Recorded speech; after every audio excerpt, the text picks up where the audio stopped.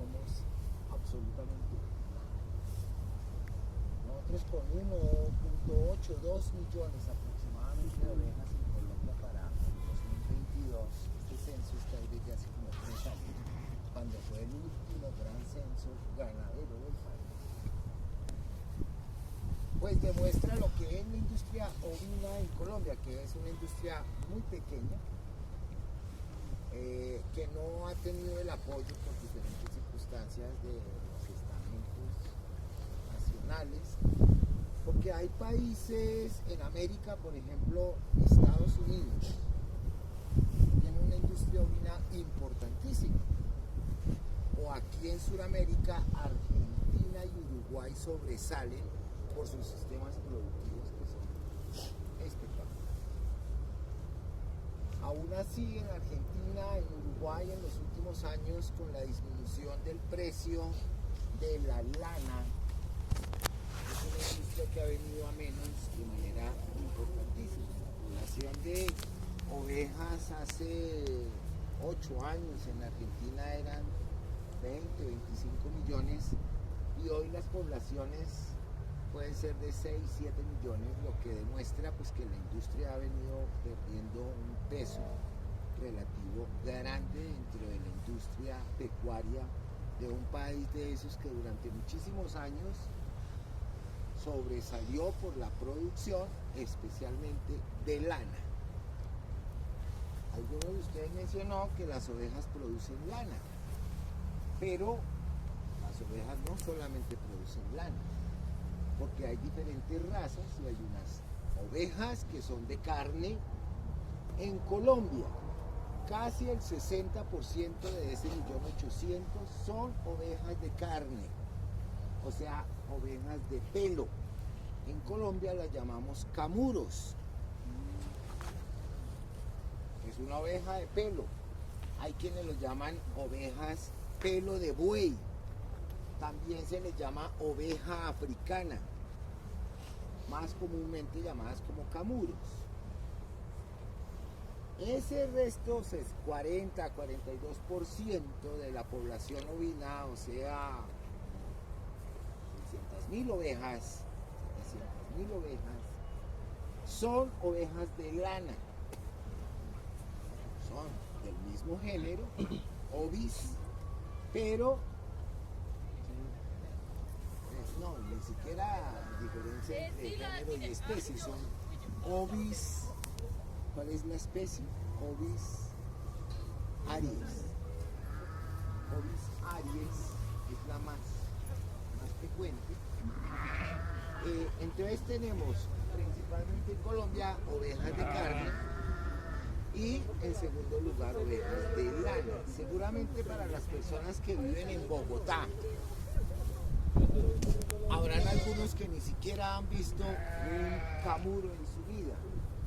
¿Cuántos conocen camuros? 1, 2, 3, 4. Dense cuenta que apenas el 5%, el 10%, el 8% conoce un camuro. Y es igual que una oveja, pero sin lana y con pelo como el de una vaca o el de un caballo.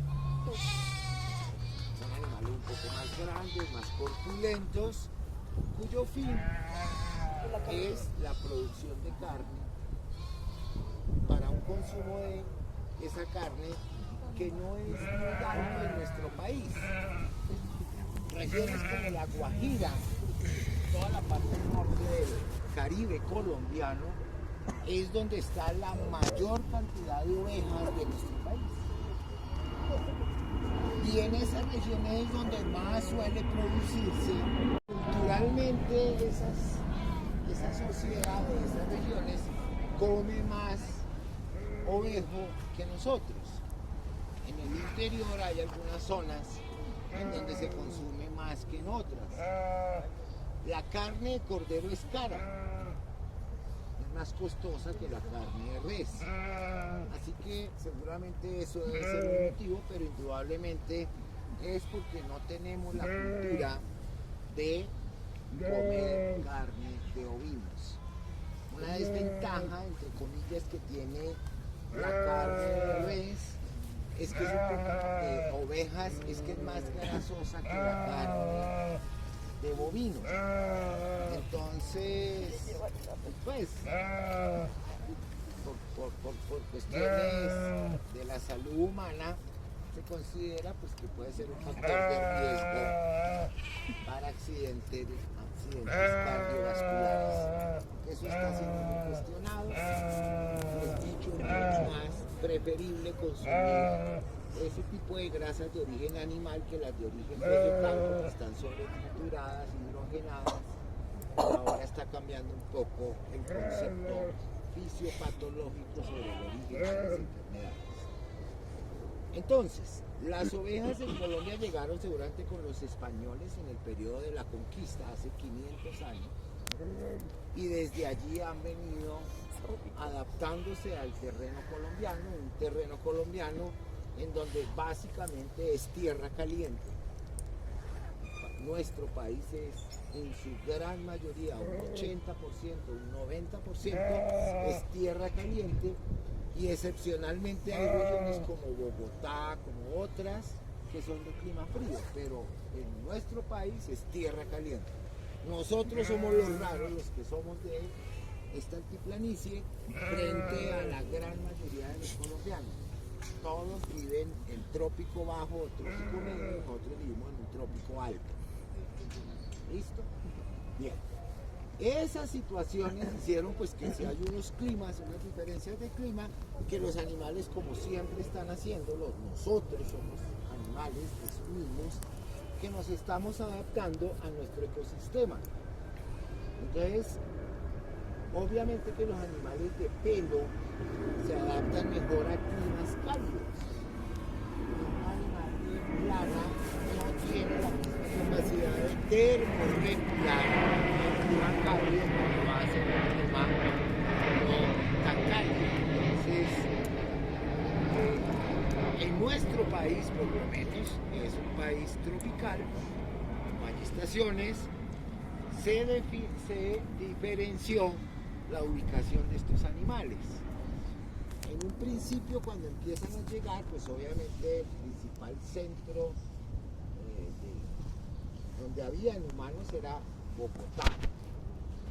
Y pues empiezan a llegar ovejas de esas que traen de Europa, porque ellas son originarias o de África o de Asia, y que ya estaban trabajando. Las ovejas las domesticaron hace 10.000 millones de años, por allá, 10.000 años, perdón, empezaron a ser domesticadas. Es tal vez la primera especie domesticada por el humano, antes que el perro, porque la oveja tiene un temperamento muy dócil, ¿no?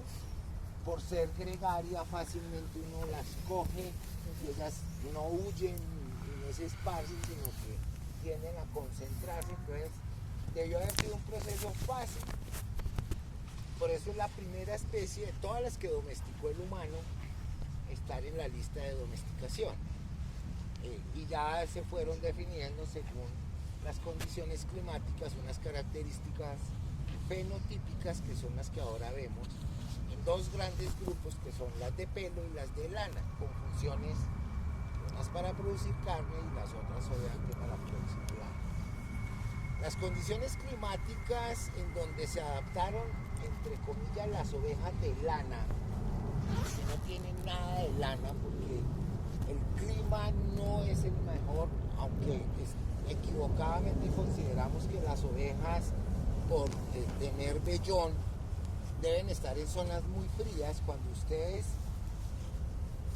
revisan cuáles son los países más productores de lana de alta calidad en el mundo, está Nueva Zelanda, Australia, países con temperaturas altas.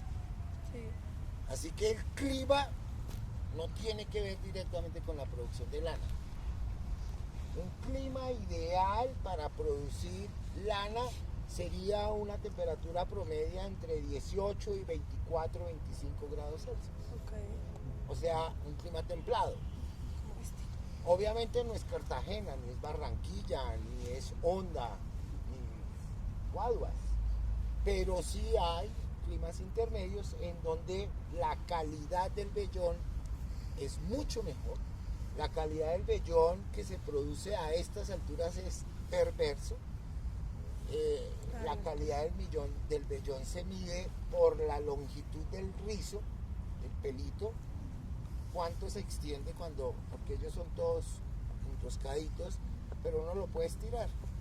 Se define por la longitud y por el grosor. En Colombia el grosor aproximado es más o menos 100 micras, que eso es muy grueso, porque las lanas de buena calidad son de 20 micras, 22 micras. Esas son las lanas que se usan en Europa o en muchos países que tienen un estatus económico superior al nuestro, que producen unas prendas que valen miles de dólares, que son carísimas. Así que la lana en Colombia, ¿para qué sirve? Para hacer una ruana, para hacer una cobija, para hacer una bufanda que chuza, si han visto que eso pica, porque son de muy mala calidad, o sea, son lo peor en lanas. Nosotros no podemos competir, si es que algún día quisiéramos, con las ovejas que tenemos, producir lana de buena calidad para venderla a unos costos altísimos, porque esa lana de esas características, que un rizo se abre 40, 45 centímetros y mide 20 micras, pues vale muchísimo el kilo. Nuestra lana no sirve para nada. Pero para nosotros culturalmente es importante. Ustedes conocerán regiones como Nopsa, Boyacá. En Antioquia se hace algo que se llama agares, que es un medio de cultivo. Haga de cuenta una gelatina.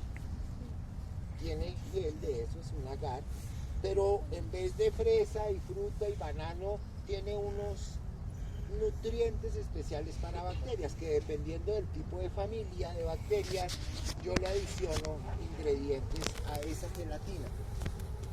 Hay unos agares que se llaman agar sangre, para ver si las bacterias son hemolíticas, o sea, que rompen el eritrocito, que lesiona. Entonces, esta última parte, sí. La sangre, ese agar sangre significa que además del agar, que es como una gelatina, tiene sangre. Y uno usa sangre de ovejas. No se usa de vacas, ni siquiera de uribistas, porque podría ser bueno a ver si se acaban y los compramos 2 veces al día de los cabrones. Pero las que se usan son las de ovejas, porque tienen unas características que brindan mejores condiciones para el desarrollo, el crecimiento de la bacteria y que se exprese su capacidad hemolítica. Esa es interesante, mucho que nos va a recordar David. Y aquí tenemos una o dos ovejas. El blanco. ¿Sí ven que todos son negritos? Sí. Y hay uno blanco. El blanco es de microbiología. Y ese da sangre cada tanto que los necesitan. Y recuperan rápidamente su bulimia, producen desde la médula ósea y en 2-3 semanas están comiendo. Así que lo podemos ver a mostrar. Esa raza que es preciosa, así que sin esquilar se ven como todas chumotrufias, pero esa raza negra es una raza producto de la selección que ha hecho la naturaleza y el humano buscando características favorables. Se llama moro colombiano. Moro significa negro.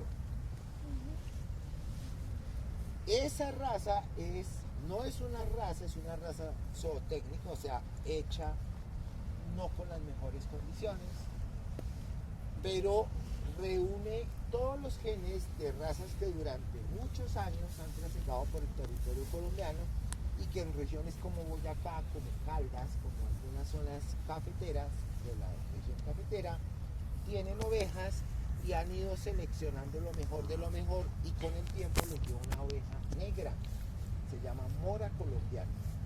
Es un animal espectacular. La calidad de las pezuñas es 20 veces mejor que la calidad de las ovejas blancas. Se adaptan mejor a las condiciones adversas, resisten más en invierno, aguantan periodos de sequía, de dificultad, donde el pasto ya no es verde, sino es heno, tamo, esas cosas, y se adaptan muy bien. Así que ese es el producto de todo lo que ha evolucionado las ovejas en Colombia. Ese es un experimento bonito. Mora colombiana. Además, la lana negra vale más que la lana blanca, mucho más. No sé por qué. Sí, son como más bonitas las ruanas negras y coloradas, ¿no? Pero cuando uno compra una ruana, las moras verdaderas, porque también las tiñen, pero la mora verdadera que va jaspeadita así como una oveja esa entre café, negro, medio grisáceo, valen mucho más. Son mucho más costosas, no, son más escasas. Aquí para nosotros últimamente todo es negro, pero normalmente ustedes no ven negras, sino ven blancas. Aquí es una excepción. Bueno, listo, vamos a coger ovejas. Dejen sus maletas.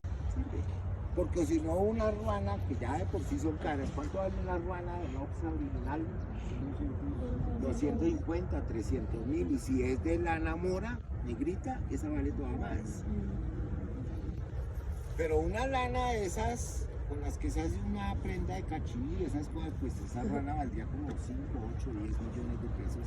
Pues obviamente nunca las compraríamos. Entonces, apenas lo que tenemos para lo que producimos, y no es que sea malo, eso es el reflejo pues de lo que sucede en nuestro país. Las industrias ovinas requieren de climas diferentes, de alimentación diferente, de programas sanitarios diferentes para que eso funcione. ¿Ustedes por qué creen que las ovejas están en lo frío y la ganadería está en lo calientico, salvo la lechería, que eso es otro cuento? Por todos los problemas sociales, políticos y económicos de este país. En nuestro país,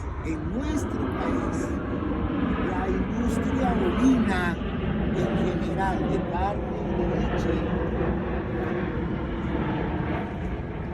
está relacionada con el minifundio, o sea, con los campesinos pobres de este país, o campesinos, porque es redundante decir las dos cosas. ¿Listo? Entonces, todo ese sector humano de un país como el nuestro, en el que desde la época colonial los grandes terratenientes se apoderaron de las tierras y desplazaron al pobre y lo obligaron a regiones de montaña, porque las mejores tierras en este país, exceptuando la sabana de Bogotá, por otro punto, las grandes tierras son las más planas, las menos pendientes, y a la montaña le tocó desplazarse al pobre. Y obviamente eran tantos pobres que cuando se distribuían entre pobres, pues les toca de a poquito. Entonces son los minifundios. Y esa persona que vive en el campo, que tiene un pedacito de tierra para medio subsistir, no podía tener una vaca, porque una vaca necesita un terreno muy grande, porque es muy grande, porque come mucho. Así que era mejor tener 2, 3 ovejitas que le producían 2, 3 corderitos y que por lo menos una vez al año, aunque sea en Navidad, podían celebrarlo de manera especial y comer carne buena. ¿Listo? Entonces ustedes van a ver cómo es el reflejo de nuestra sociedad, cómo el campesino se margina, es desplazado, y él en su subsistencia entonces tiene marranitos, tiene conejos, tiene ovejas, 8. El que tiene 10 ya es un potentado, pero normalmente tiene 2, 3. Y el macho se lo prestan entre toda la vereda, porque no pueden tener un macho con 3 hembras porque no vale la pena. Entonces obviamente la industria ovina de lana quedó en la cordillera, en las zonas altas, y la gente empezó a asociar que como es de lana, como es en tierra fría, les da frío y la lana las cubre, la carreta. Pero culturalmente pensamos eso, pero eso no tiene que ver con una realidad productiva de esa industria. Las ovejas buenas serían para producir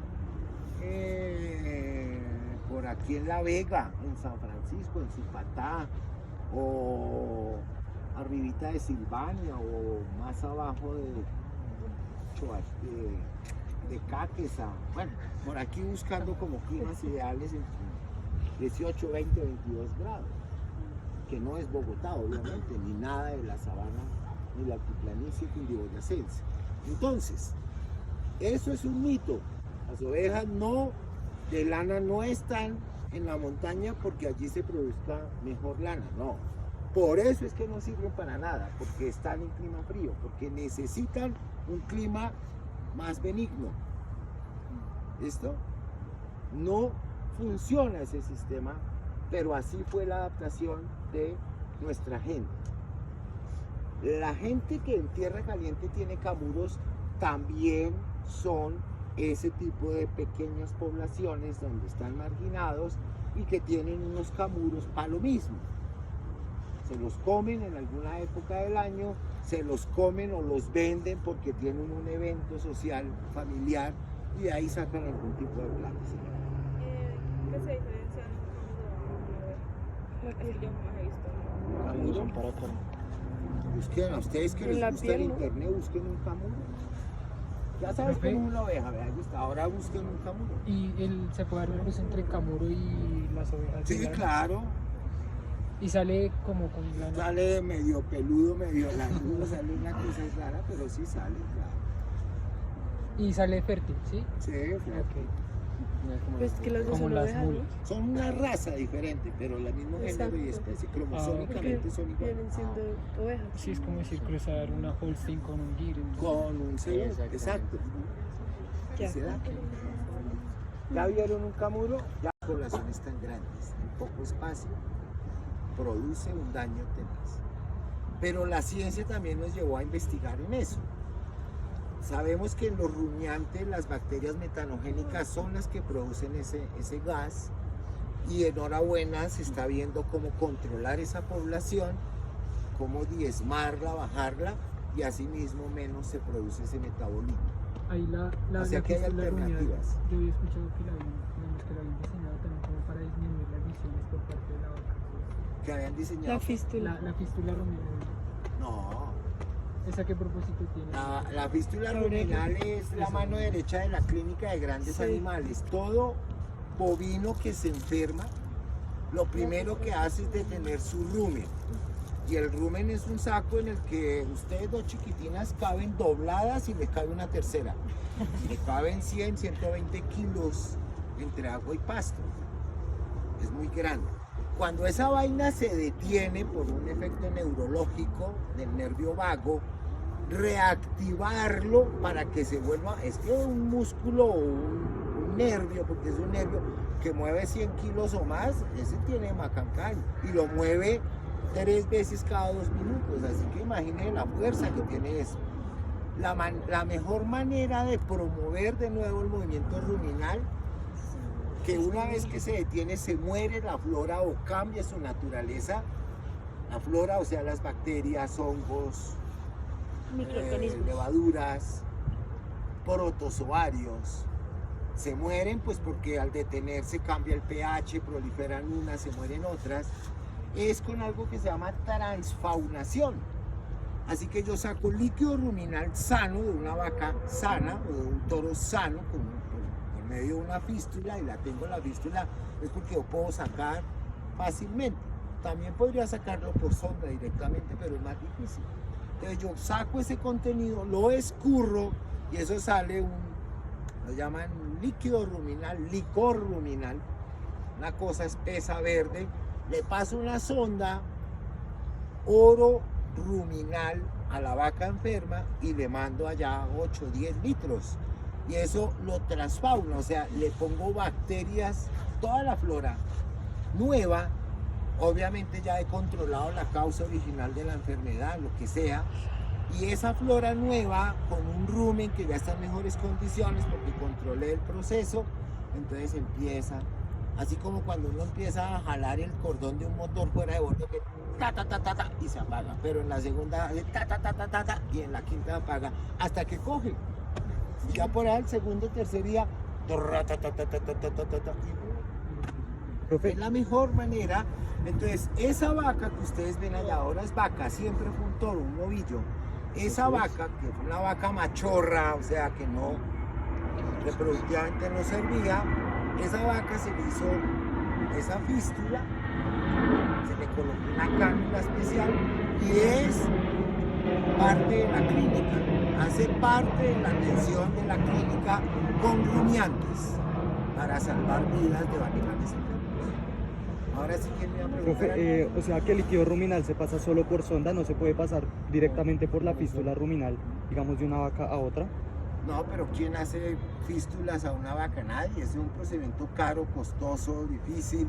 Una fístula de esas vale 2 millones de pesos. Pero en caso de que la tuviera. ¿Pero para Antes de qué? llegar. ¿Pero para qué? O sea, Sí. ponerle a todas las vacas fístula. No, pues que para eso fueran es una dos. sonda, se pasa sin ningún problema. Eso es solamente para un hospital.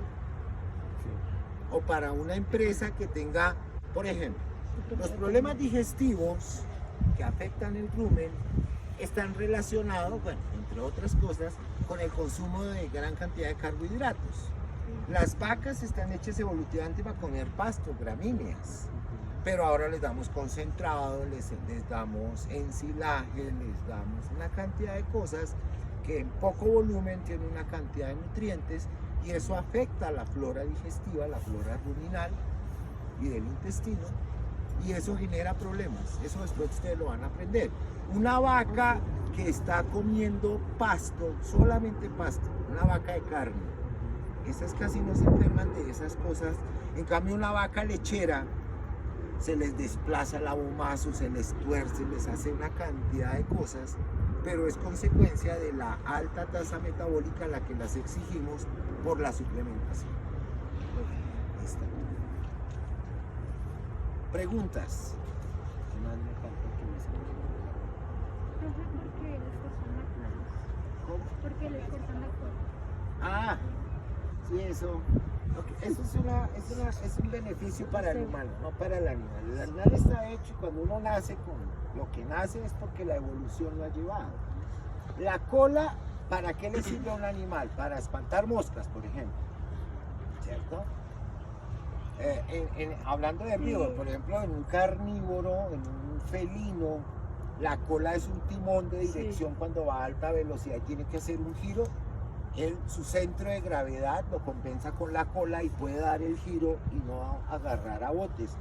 Pongan una vaca a correr y obliguenla a girar y eso y por allá para así para todas patas arriba. Pongan un gato, un coso de esos carnívoros a correr y dan el giro y parece un carro de esos de rally que nunca voltea. Pero la cola es el centro de gravedad, hace parte del centro de gravedad.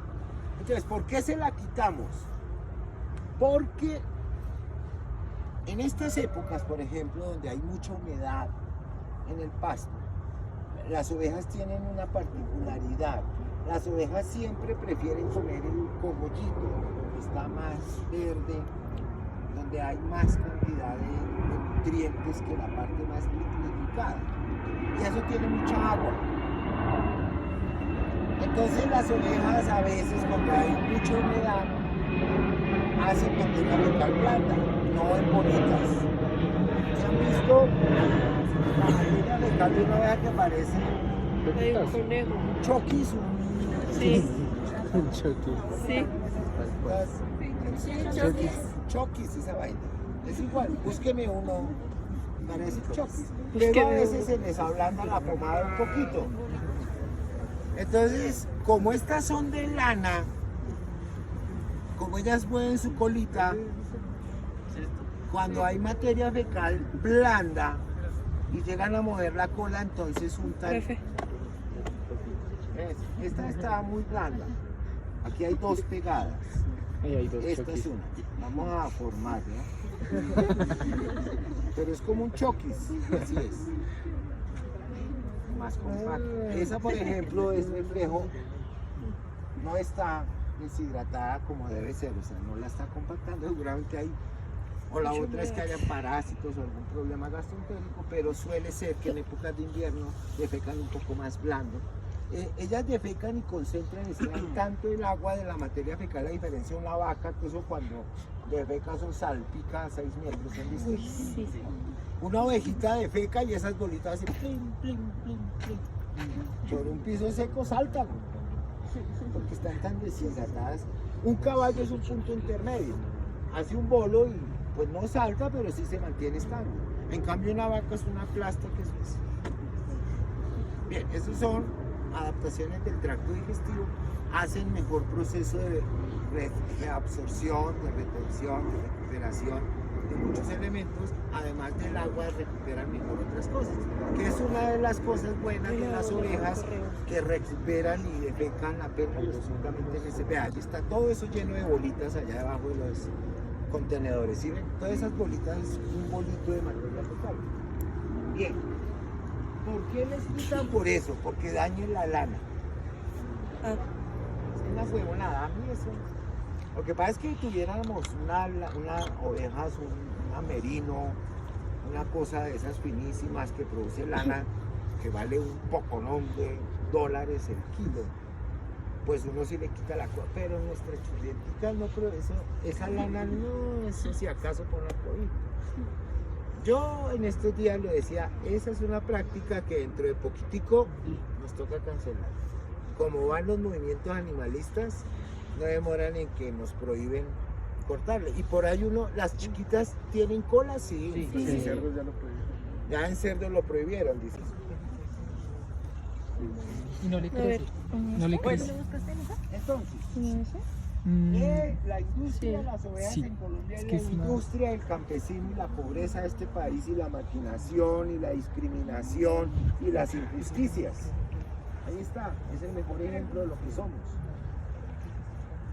Bien, aún así han habido intentos de fortalecer la industria ovina en Colombia. Y han habido intentos. La primera institución oficial que hizo ese esfuerzo se llama Universidad Nacional de Colombia. Fuimos nosotros en el campus de aquí donde estamos. Las primeras importaciones con un fundamento científico, académico, las hicieron para la Universidad Nacional de Colombia y nosotros generamos los servicios de extensión. Fue la Universidad Nacional de Colombia, como con algunas razas de bovinos hace muchos años que también lo hicimos. Pero hay una institución en Colombia que a los que les termine gustando las ovejas tendrán que saber esa parte de la historia. Hace 60 años o un poquito más, no, como 70 años, se creó por parte de lo que hoy es el ICA, pero en esa época era el INA, si no estoy mal, un instituto que tenía que ver con lo que hace ahora el ICA, y fundó una cosa que se llama la Granja de San Jorge. Eso queda ubicado en Soacha. San Jorge actualmente es el centro de cuarentena del país completo. Todo animal que entra al país importado tiene que hacer cuarentena obligatoria en San Jorge, que queda en Soacha, pero no queda ahí al lado donde venden garullas, queda lejísimos, porque Soacha es un municipio muy grande. Llegar allá son como hora y media, 2 horas, no, una hora, hora y media para llegar hasta San Jorge por una carretera destapada, que es como debe ser un centro de cuarentena de un país, alejado de toda la sociedad, lejos, pues porque allá es donde se controla la sanidad pecuaria de todo el país y fitosanitaria también de plantas. Allá antes de que se convirtiera, aunque sigue siendo un centro de investigación en ovejas, en 60, 70 años se crea la Granja de San Jorge y allá empezaron a concentrarse. La Universidad Nacional lo había hecho antes. Allá empezaron a concentrarse las razas que consideró el país que iban a ser como los núcleos para fomentar la industria ovina, tanto de carne como de lana en nuestro país. Pero prueba de que no funcionó es que la industria ovina en Colombia no existe. Han habido algunos amagos, algunos estertores de que va a funcionar, pero en Colombia la industria bovina, que por algo la llamamos en Colombia, porque no hay otro lugar que la llamen ganadería, porque es para ganar plata. Y es de los ricos, la gente que tiene más capital, siempre se ha llevado todos los recursos y toda la inversión, toda la investigación, más hacia los bovinos que hacia otras especies. Entonces, pues sigue siendo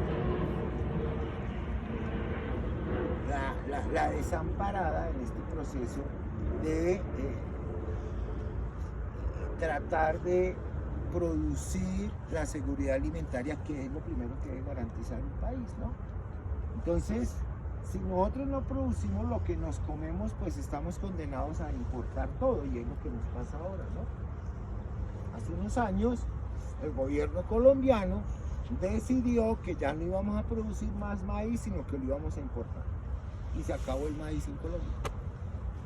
Y los que producen maíz, entonces son las grandes multinacionales o los grandes emporios económicos del país, o si no, vayan a la Orinoquía colombiana y vean cómo la Facenda, como una cantidad de empresas, tienen miles y miles de hectáreas de maíz, que a propósito es transgénico, y entonces todas nuestras variedades nativas ya están en vía de extinción, y ahora tenemos maíces transgénicos, que seguramente ustedes sabrán, tienen una serie de cuestionamientos porque pueden afectar el genoma humano o el genoma de los animales que consumen ese país. Entonces, ese es nuestro país. Todos los recursos van para los que tienen más plata, o sea, los ricos serán más ricos y los pobres serán más pobres en este país. Si seguimos con estas líneas de gobierno, salvo que este actual logre hacer algo, pues seguiremos por ahí, y pues ese será el destino. Serán ustedes la oportunidad de un país como el nuestro. Uno, porque son jóvenes, y dos, porque están estudiando una carrera que tiene que ver con la seguridad alimentaria, que es lo primero que debe garantizar. Es lo primero. Sí. Si un país no tiene asegurada su seguridad alimentaria, está muerto. Si vamos a depender solamente de lo que importamos, entonces pasa lo que pasó ahorita. Todos los precios se elevaron, todo. Y todo sube. La ropa, la comida, todo. El vivir en una ciudad como esta es imposible. Cada día suben y suben todo. ¿Cuánto subieron los abonos, los fertilizantes, por una guerra que está a miles de kilómetros, pero se triplicó el precio de la urea, que valía antes de la pandemia, comprábamos a 90.000 pesos el bulto y hoy vale 250.000 pesos el bulto? Imagínense el que tiene que comprar esos productos para producir comida, pues simplemente aumenta el precio de la comida y ahí se dispara todo. Así que la responsabilidad que tienen ustedes es muy grande, muy, muy grande. Y yo a ustedes un día les dije, y aunque respeto esa área, un veterinario formado por la Universidad Nacional de Colombia, la principal universidad pública y la mejor universidad del país, no puede pretender formar terrólogos cuando este país lo que está necesitando es gente que saque adelante este país. Claro, unos de ustedes van a cuidar perros churrientos, está bien, hay que hacerlo porque el perro es importante en la familia, y cuando se enferma o se muere el perro, eso llora uno más que pues, si hubiera muerto otro miembro, otro humano. Eso está bien. Pero este país se hace en el pasto, en lo verde, en el campo, no se hace en el consultorio. Y esa es la responsabilidad que ustedes tienen para salir a sacar este país de lo que está. Y la oveja sirve como ejemplo de lo que pasa. ¿De qué se enferman las ovejas? ¿Sabe alguien? ¿Se enferman mucho? ¿Se enferman poco? Se enferman muchísimo, Sí. son muy delicadas. El hecho de que estén concentradas en poco espacio. Por todo lo que les digo. Si nosotros tuviéramos una industria ovina como en la Argentina, que es extensiva, en donde las ovejas andan en cientos o miles de hectáreas y se mueven de allá para acá, no tendrían ellos no tienen la incidencia que nosotros tenemos de enfermedades, pero nosotros, miren, nos manejamos en estos potreritos de 20 por 20, ya hay 20 o 25 veces. Cuando yo concentro una población, todas las enfermedades explotan. Todas, porque se concentra en una pequeña área, todo, un virus, una bacteria, un parásito, todo. Y la probabilidad, si tuviéramos que vivir los 50 que estamos acá en un mismo espacio, si hay un enfermo como por ahí que está moqueando y si permitiéramos que él estuviera con nosotros, pues pasado mañana todos estamos enfermos. Así que ese huevón hay que sacarlo lejos. Aquí no lo he sacado porque está soplando, pero cuando deje de soplar, lo mando por allá lejos. Porque obviamente es la salud de todos. O debería tener un tapabocas, un N95 para ver.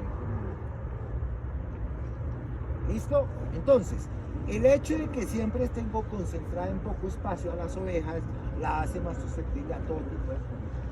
Y la principal causa de muerte de ovejas en Colombia y en todos los países se llama parasitismo gastrointestinal. O sea que les da diarrea, les da anemia, les da hipoproteinemia y se mueren.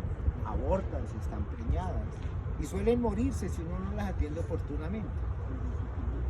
Así que requieren del veterinario, requieren de planes sanitarios permanentes, juiciosos. Y hay mucho trabajo alrededor de las ovejas. Las ovejas son una alternativa porque comen más y aprovechan más que una vaca. Una vaca es selectiva, aunque no es tan selectiva comparada con un caballo. Pero la vaca no se come todo. Una oveja no solamente se come las gramíneas, se come las malezas, se comen ellas. Uno hace silvopastoreo con las ovejas. ¿Saben qué es silvopastoreo? Sí. Donde hay pasto y hay árboles, ellas ramonean. Y ellas se levantan como una cabra y comen. Y uno fomenta el crecimiento de algunos arbustos para que coman, se alimenten. Y convierten mejor, tienen un tracto digestivo, es un rumiante como una vaca. Pero son más eficientes transformando esa alimentación. Son muy prolijas, o sea, a los 5 o 6 meses ya están listas para ser mamá y papá. Ya entran en celo, aunque no siempre quedan preñadas a los 6 meses, pero ya tienen actividad ovárica y testicular. La gestación es relativamente corta. Sí. No pisotean tanto el piso como lo hace una vaca. Una oveja pesa 50, 60 kilos. Una vaca pesa 700 kilos. Así que se imaginan ustedes lo que son 700 kilos pisando todos los días el suelo. Lo va compactando, lo va compactando, lo va compactando. Y cuando yo compacto un suelo, él pierde la conductividad electrolítica, eléctrica, hídrica, todo. Así que ese es un suelo que termina a los pocos años, no crece nada porque eso parece cemento. Una oveja, por lo liviana, no lesiona el suelo, no daña su estructura. Además, la materia fecal que arroja, a diferencia de una vaca que bota una plasta grande que puede pesar 4 o 5 kilos, y la bota localizada, las ovejas ustedes van a ver que van caminando y mueven la colita, porque pobrecita les cortamos la cola, ahorita ustedes me dicen por qué, y van regando la materia fecal por todo lado. Parece como un hipopótamo, lo han visto cuando defeca, que defeca y mueve la cola y se salpica para todo lado, igual. Las ovejas son excelentes retornadoras de nitrógeno al suelo, no lo localizan. En un potrero de vacas, allá hay un potrero de vacas, si ven que hay como montículos donde crece más el pasto, ahí es donde una vaca defecó y no tuvimos el cuidado de haber esparcido. Obviamente llega más nitrógeno y crece más el pasto, si ven que... Pero cuando metemos una vaca ahí, no se come ese pasto. ¿Sí o no, David? No se lo come, pues porque debe saber diferente, no porque huela a popó, seguramente su composición hace que ese sea el último de comer. Y ellas se comen todo lo demás, pero ahí significa pues que no se distribuyó adecuadamente. y eso va afectando un potrero.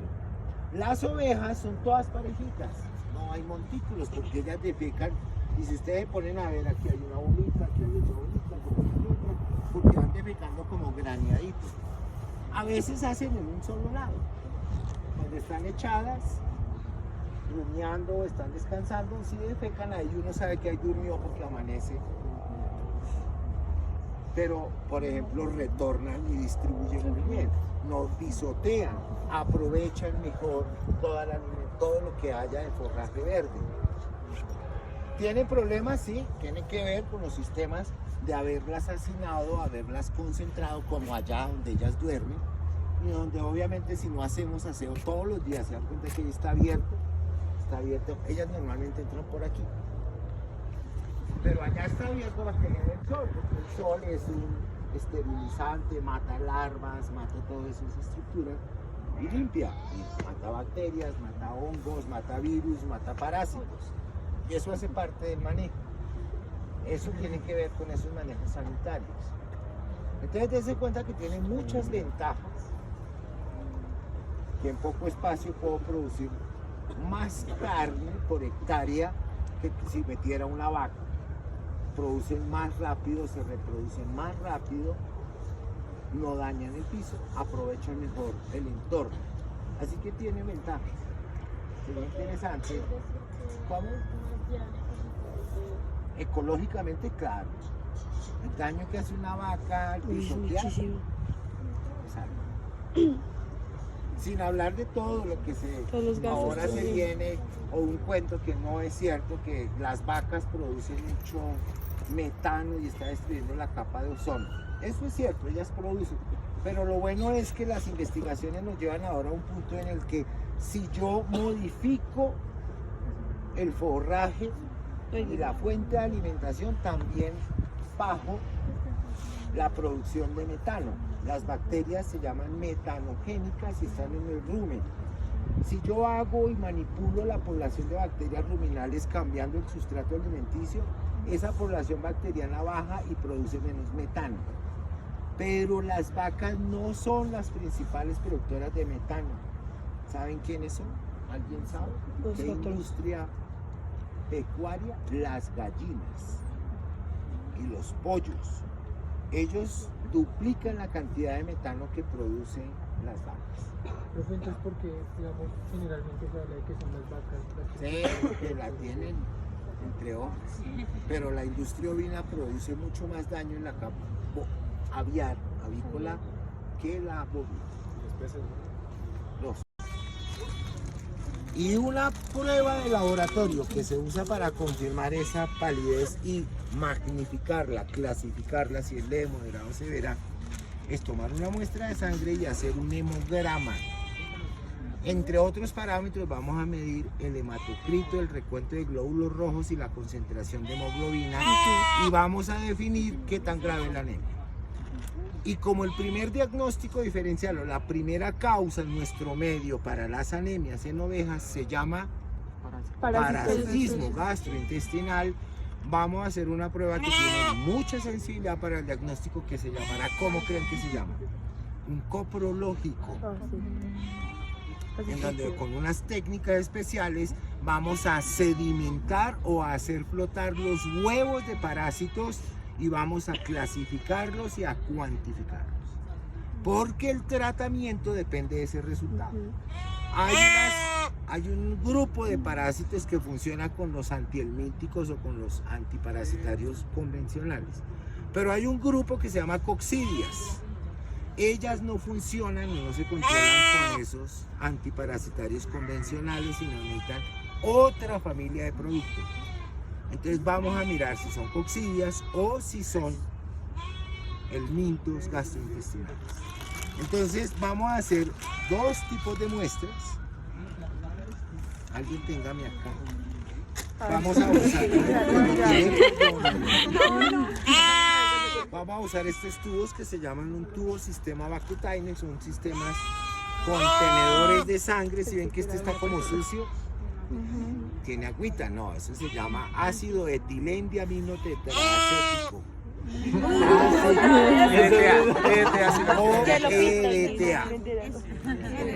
EDTA, que es un anticoagulante, o sea, la sangre que vamos a tomar acá nunca se va a coagular.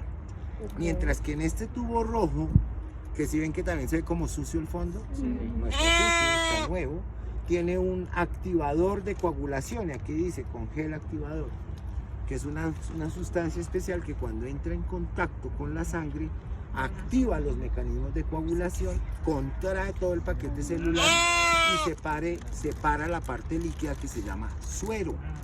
Si yo centrifugara una muestra anticoagulada, separo plasma, aquí sale suero. Y con cada una de estas muestras voy a hacer una cantidad de pruebas que después veremos en otras asignaturas. ¿Listo? ¿Cómo la vamos a tomar? Pues me la tomo, me voy a abrir la mano.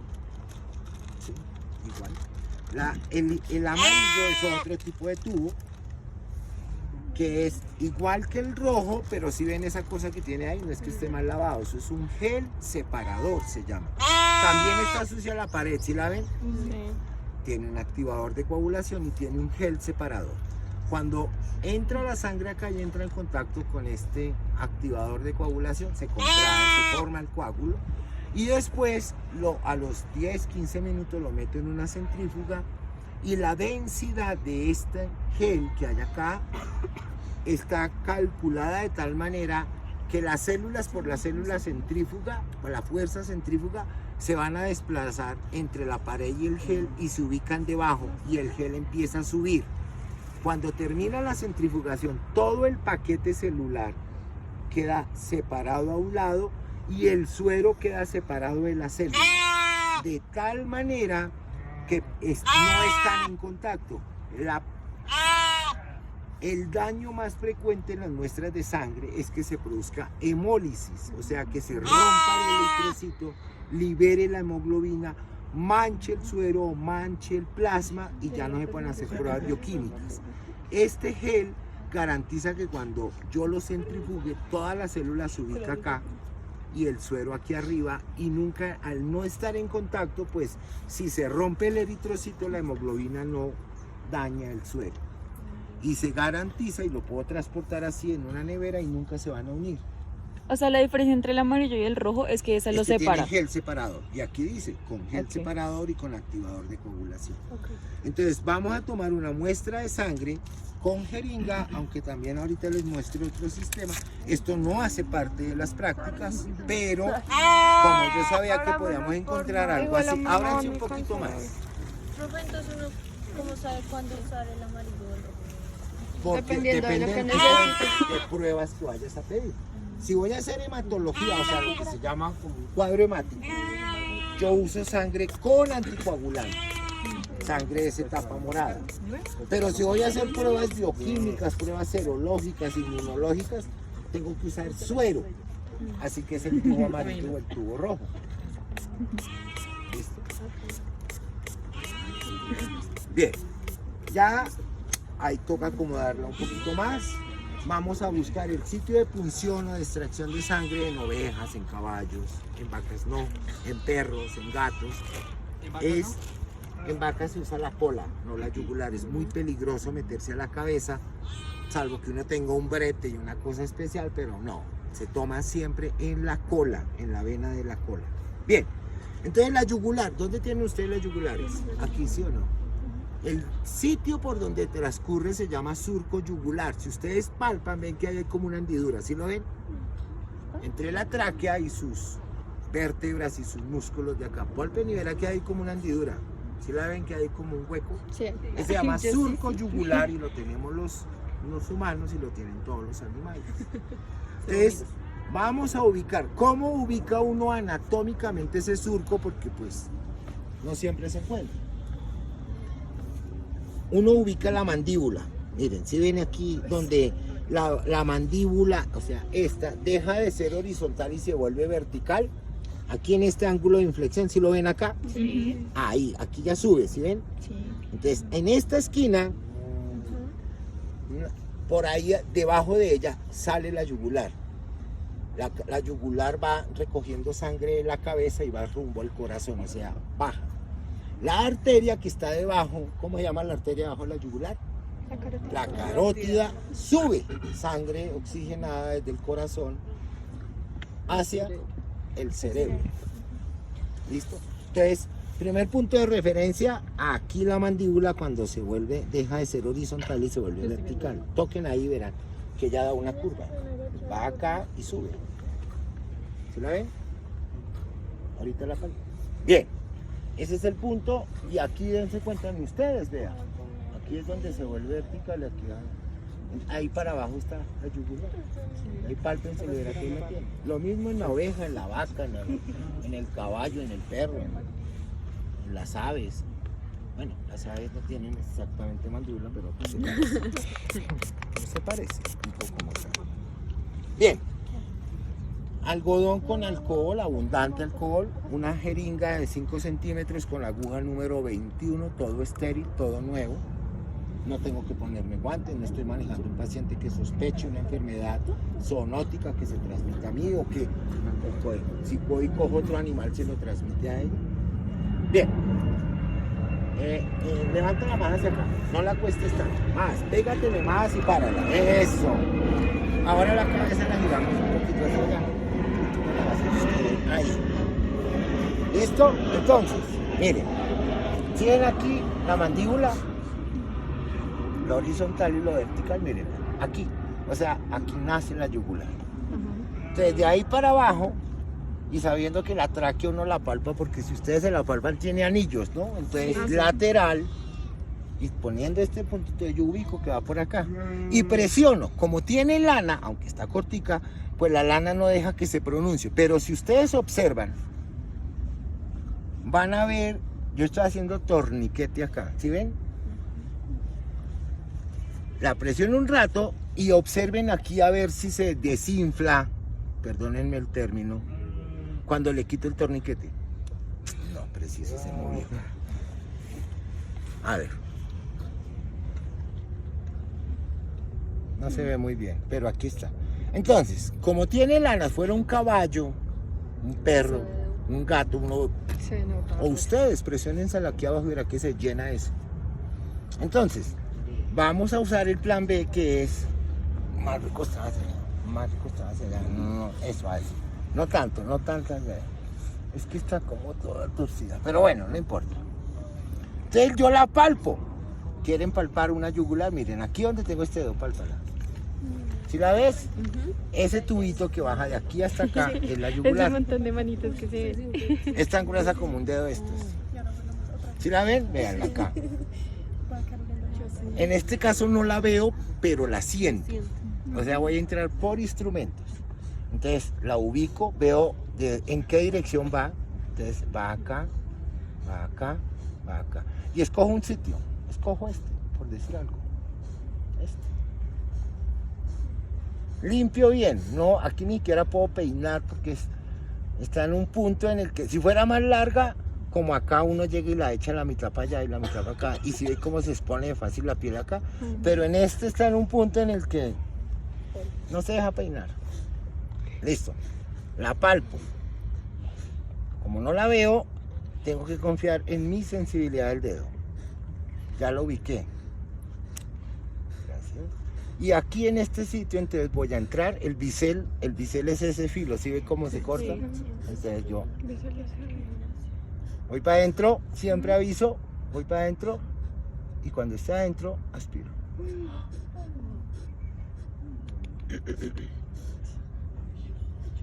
Suelto el torniquete, quito y David me ayuda poniendo algodón porque ese hueco demora como 20 minutos en taparse, así que tengo que esterilizarlo. Tubos.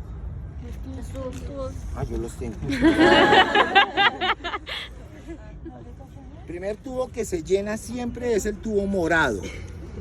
Entonces no lo voy a pasar por el tapón, destapo esto, quito esto y deslizo por la pared. No se ve nada. Vuelvo y tapo. Y aquí. No se especifica la cantidad que tiene. Sí, claro. Esta tiene la marca acá, ¿sí la ven? Se me fue un poquitico la marca. Sí, es que hay una marquita negra acá, vean. Vean. no estaba abierto, pero no me pasé mucho. El resto de sangre, destapo y coloco la muestra. Siempre chorreadita, no la mento así de sopetón, sino suavecito. Y tapo. Y aguja se me cayó. Y no se agita, porque lo que quiero es que se coagule lo más pronto posible. Ya entró en contacto con todo lo que había en las paredes, que se llama activador, que se llaman tierras diatomáceas. Y activa, cuando entra en contacto con la sangre, activa los mecanismos de coagulación. Y esta sangre siempre va a mantener líquida. Ella no se coagula. Esta dentro de un ratico queda como congelada en el tiempo. Voy a ponerte esto.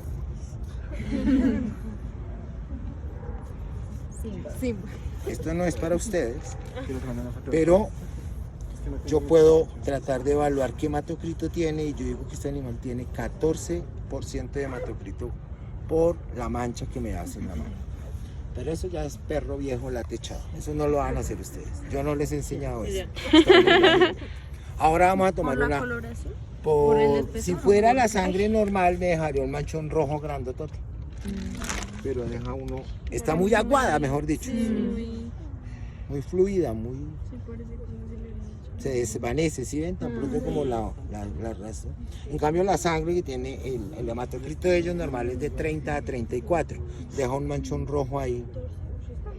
Y está muy bajito. Vamos a ver cuánto dice el laboratorio. Vamos a tomar...